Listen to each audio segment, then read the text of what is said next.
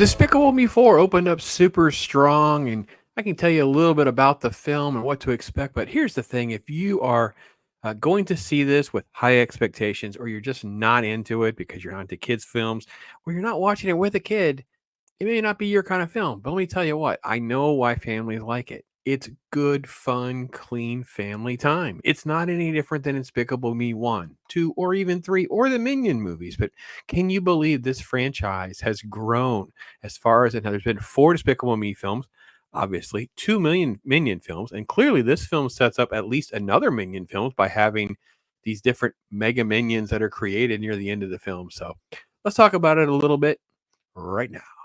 So Despicable Me 4 centers around this villain. That's right. Will Ferrell does the voice of another animated character, and it is very Megamind, I will admit. But he's basically a supervillain who has used the powers of a cockroach and a human, melded them together, has made him into a supervillain that is envious and is kind of a constant battle with Gru that dates back to their high school.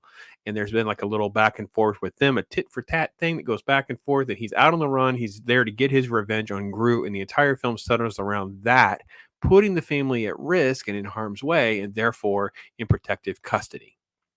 With that said, we do get some pretty silly gags, right? Because we get stuff like this where he just doesn't know how to use a card. And remove rapidly. Card not We'll, red? Come we'll have on. some fun Did you with pull it. it out rapidly? Yes, very rapidly. So everyone can relate to this, obviously, in today's world where you're like trying to use your card, doesn't work properly. So this is the humor that at least makes an adult chuckle. I don't know that it's laugh out loud for us, but I think there's moments like this that kind of make it a tolerable film. So here's the big group of minions. They've been separated off from the family. The family is going to have like a couple of them with them, but the big group's going to be going off with AVL, and they're going to do an experimentation on a few of them, and they're going to turn them into, quote, mega minions. And of course, there's the typical we need a volunteer gag. Volunteer.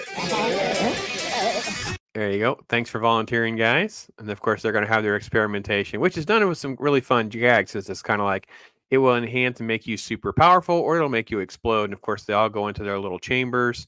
They go into their little tubes and they come out, and they've all got different powers and things that are unique to each one of them. So here's the one that kind of looks like the Thing. He's like this super rock ball, basically. He swallows like an explosive at one point, which is completely hysterical. There's the one guy, he has the laser eye. So he has one eye. He's the one, he has a laser eye. You can see the one in the middle, the long, skinny one, like a giant rubber band. The conehead one that flies. So they're just all these different ones that are now the, quote, mega minions.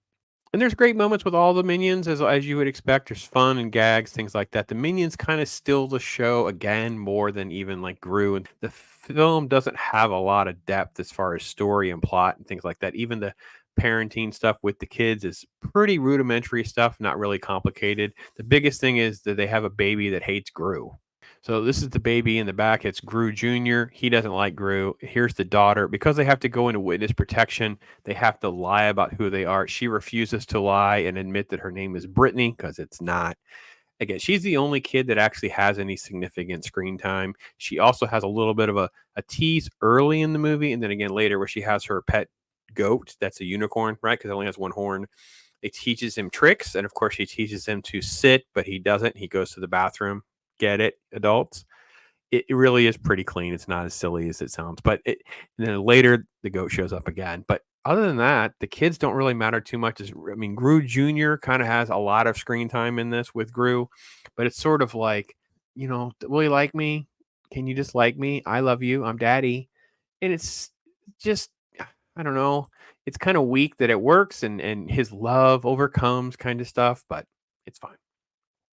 So in the trailer, they tease this thing with the wife, and I don't really understand what we're going for with the character because I just didn't care about any of this. It was just this weird subplot where she was excited about being put in witness protection and being a hairdresser, but then of course she isn't good at it, and there's like a big fire and chaos breaks out. And there's this woman that kind of chases her down, and here she is chasing her through this grocery store, and it's just this weird time filler because none of it matters. And I thought that what would work would be that Gru was going to somehow fit in, and then she was the one who was going to not fit in, but they didn't really kind of drive that and execute that. So that Gru goes off to play tennis, which of course is just silly. He's out of his character, but he could have been tapping into his super villain agility to be really good at tennis.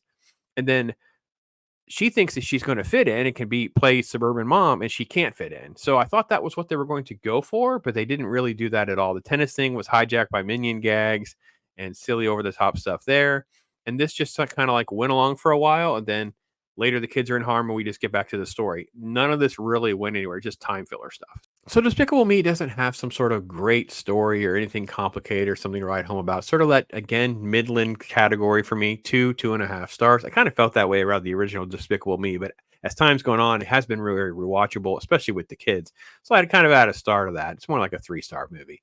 And I really don't know if this movie is even better than the last one. I don't think it even matters. I think this is more about just having a good time with the family. It's pretty clean. There's no real issues. There's nothing to really worry about. The villain isn't even significant. It's just a film where a whole bunch of stuff happens. Minions can have gags. Minions can have jokes. Gru's trying to be a dad. Will the baby love him or not? It's just stuff. And again, I think this would shock people who are like, I don't know, overly analyzing film, or they don't like kids' animation films sucking up so much of box office money, or why would this movie make so much money than other ones haven't? And I think, well, part of it is just because I think everyone knows what the brand is. No one's going to feel betrayed by the Despicable Me or Minion brand. They've done a good job of staying on target. There's a ton of little callbacks to the other films. Actually, at the end of the movie, there's an entire musical sequence that involves all of these crazy villains that date back all the way. So there's tons of stuff there for people who are really into this and kids that are in this. And at this point now, you've got people who were kids when the first movie come out who are much older. So I'd actually be curious on what they would think of a film like this. Like, how nostalgic has it become for you? You know, if you were, say, 6 years old when Despicable Me came out in 2010, you're now like 20. So I'm just curious on how this feels. Does it kind of feel like a nostalgic thing, like when you were a kid or not? I don't know. But if you've grown up on me, there's gonna be a whole generation that's grown up on this franchise that has made a ton of money. I'm not even counting the shorts. There's tons of shorts and things like that as well. It's a cool little ride and thing over at Universal Studios here in Orlando, Florida.